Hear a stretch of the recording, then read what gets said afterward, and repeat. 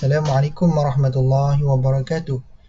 Nama saya Aiman Habibullah bin Muda. InsyaAllah kumpulan kami akan membentangkan tajuk mengenai hudud mencuri.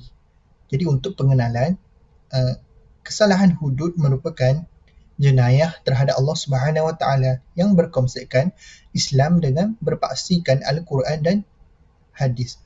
Jadi hudud adalah sekatan atau tegahan daripada Allah Subhanahu Wa Taala melalui hukuman yang telah ditetapkan terhadap masyarakat Islam yang melakukan perbuatan yang dilarang dan meninggalkan perintahnya. Jadi hukum hudud ini wajib dilaksanakan kerana dianggap sebagai hak Allah Subhanahu Wa Taala yang tidak boleh digugurkan ataupun dimaafkan. Jadi dari segi bahasa, hudud bermaksud menahan ataupun mencegah. Manakala dari segi istilah, ialah hukuman yang telah ditetapkan oleh nas-nas Al-Quran dan hadis yang wajib dilaksanakan sebagai hak Allah Subhanahu Wa Taala demi menjaga kemaslahatan dan kepentingan masyarakat umum dan ketenteraman orang ramai. Jadi yang akan dihuraikan di sini ialah hukuman hudud mencuri.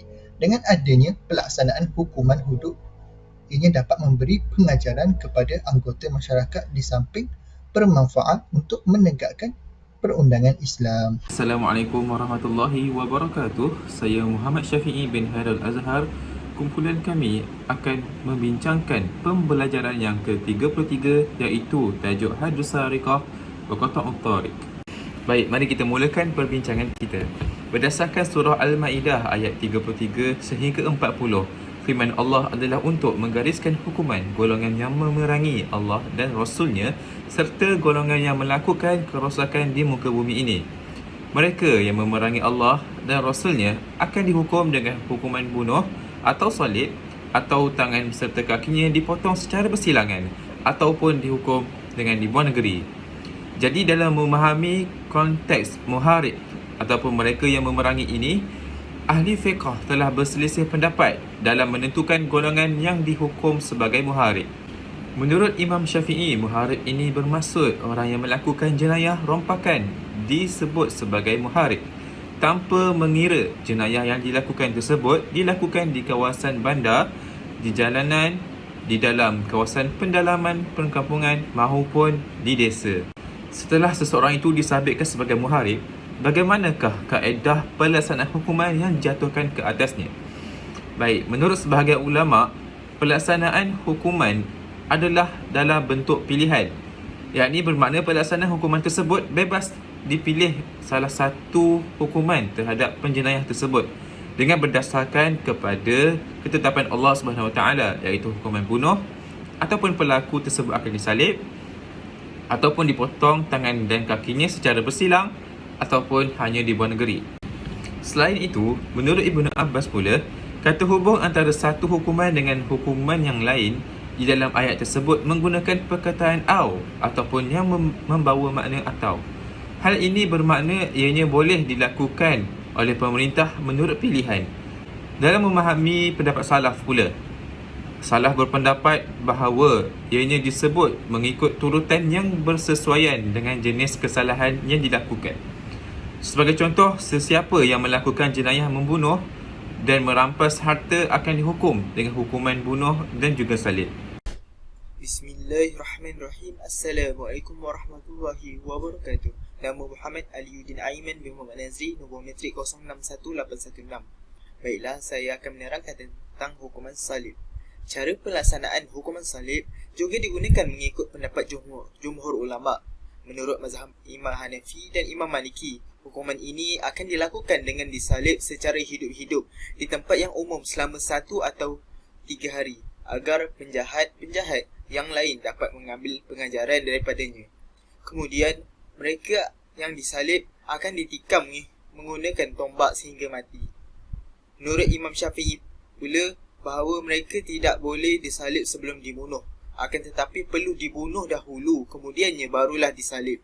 Ini kerana tidak mahu mereka terhalang daripada solat, makan dan minum. Baiklah, hukuman yang seterusnya ialah hukuman potong tangan.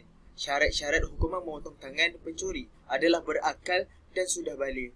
Jika perbuatan mencuri itu dilakukan oleh seorang anak kecil yang belum balik, maka tidak akan dilaksanakan hukuman memotong tangan tersebut. Baiklah, kemudian jumlah harta yang dicuri menurut Abu Hanifah dan Ansari, tidak boleh dilaksanakan hukuman potong tangan kecuali jumlah harta yang dicuri itu sebanyak 10 dirham dan lebih atau barangan yang senilai dengannya. Imam Malik dan Imam Syafi'i pula berpendapat bahawa tidak boleh dipotong tangan kecuali harta yang dicuri itu bernilai 1/4 dinar atau 3 dirham. Seterusnya, barangan yang dicuri mestilah berada dalam simpanan seperti rumah, bangunan pejabat atau seumpamanya yang biasa diawasi oleh manusia. Yang terakhir, tiada keraguan di dalam sesebuah kes kecurian tersebut. Assalamualaikum warahmatullahi wabarakatuh. Saya Muhammad Syafi'i bin Hairul Azhar.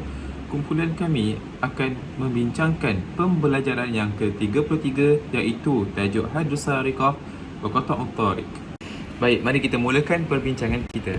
Berdasarkan surah Al-Maidah ayat 33 sehingga 40, firman Allah adalah untuk menggariskan hukuman golongan yang memerangi Allah dan Rasulnya serta golongan yang melakukan kerosakan di muka bumi ini. Mereka yang memerangi Allah dan Rasulnya akan dihukum dengan hukuman bunuh atau salib, atau tangan serta kakinya dipotong secara bersilangan, ataupun dihukum dengan dibuang negeri. Jadi dalam memahami konteks muharib ataupun mereka yang memerangi ini, ahli fiqh telah berselisih pendapat dalam menentukan golongan yang dihukum sebagai muharib. Menurut Imam Syafi'i, muharib ini bermaksud orang yang melakukan jenayah rompakan disebut sebagai muharib, tanpa mengira jenayah yang dilakukan tersebut dilakukan di kawasan bandar, di jalanan, di dalam kawasan pendalaman perkampungan maupun di desa. Setelah seseorang itu disabitkan sebagai muharib, bagaimanakah kaedah pelaksanaan hukuman yang dijatuhkan ke atasnya? Baik, menurut sebahagian ulama, pelaksanaan hukuman adalah dalam bentuk pilihan, yakni bermakna pelaksanaan hukuman tersebut bebas dipilih salah satu hukuman terhadap penjenayah tersebut dengan berdasarkan kepada ketetapan Allah SWT, iaitu hukuman bunuh, ataupun pelaku tersebut akan disalib, ataupun dipotong tangan dan kakinya secara bersilang, ataupun hanya dibuang negeri. Selain itu, menurut Ibnu Abbas pula, kata hubung antara satu hukuman dengan hukuman yang lain di dalam ayat tersebut menggunakan perkataan au ataupun yang membawa makna atau. Hal ini bermakna ianya boleh dilakukan oleh pemerintah menurut pilihan. Dalam memahami pendapat salaf pula, salaf berpendapat bahawa ianya disebut mengikut turutan yang bersesuaian dengan jenis kesalahan yang dilakukan. Sebagai contoh, sesiapa yang melakukan jenayah membunuh dan merampas harta akan dihukum dengan hukuman bunuh dan juga salib. Bismillahirrahmanirrahim. Saya Wan Muhammad Syahrul Ikram bin Arifin, nombor metrik 061820. Seterusnya mengenai hukuman mencuri bagi mengikut mazhab. Jadi menurut mazhab Hanafi dan pendapat yang rajih dalam mazhab Hambali, sesiapa yang dijatuhi hukuman potong tangan kanan bagi kesalahan yang pertama dan juga hukuman potong kaki kirinya bagi kesalahan yang kedua, dan jika dia melakukan lagi bagi kali ketiga dan berikutnya, jadi dia tidak lagi dijatuhkan hukuman potong tangan atau potong kaki. Kemudian jadi itu selepas itu tiada lagi hukuman dan dijatuhkan hukuman ta'zir dan ditahan di dalam tahanan. Itu menurut mazhab Hanafi dan juga sebahagian dari mazhab Hambali. Kemudian mazhab Maliki dan Syafi'i, dan satu lagi riwayat daripada mazhab Hambali juga,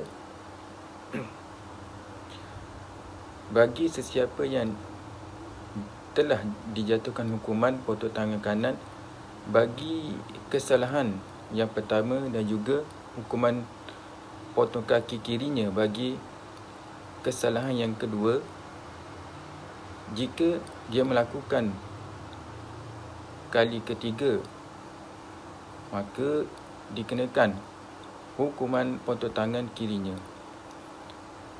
Kemudian jika dia melakukan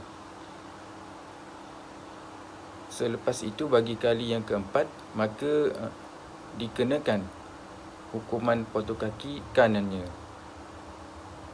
Kemudian jika dia melakukan lagi selepas itu, maka hukuman yang dikenakan adalah hukuman ta'zir dan ditahan di dalam tahanan sehinggalah dia bertaubat atau meninggal dunia. Wallahu a'lam. Assalamualaikum warahmatullahi wabarakatuh. Nama saya Ahmad Iqbal bin Abdul Aziz, nombor metrik 061879.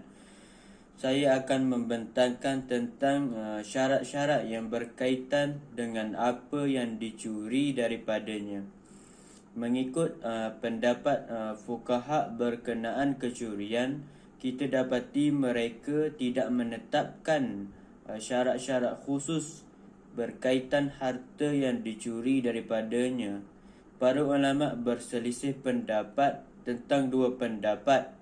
Pendapat yang pertama iaitu Imam Maliki dan Ibnu Abi Layla tidak menetapkannya, maka hukuman akan dilaksanakan jika terbukti mencuri sama ada dia menuntut wangnya daripadanya yang dicuri daripadanya.